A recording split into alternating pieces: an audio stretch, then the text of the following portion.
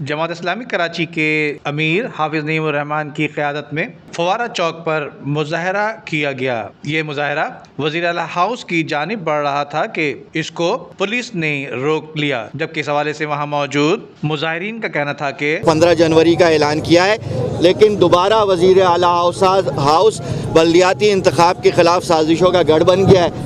اس کی گٹھ جوڑ جماعت MKM اس کے ساتھ موجود ہے۔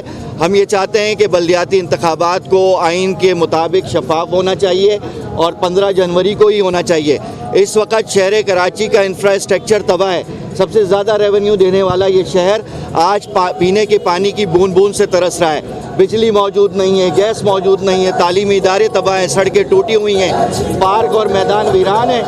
ان ساری مسائل کا حل صرف اور صرف یہ ہے کہ اس شہر کو، اس بڑے شہر کو ایک بے باک اور بے لوث اور خدمت کرنے والا دیانتدار میئر چاہیے، اور بلدیاتی انتخابات کے نتیجے میں گراس روٹ لیول پر چیئرمین اور کونسلر منتخب ہوں گے، جس سے لوگوں کے مسائل حل ہوں گے۔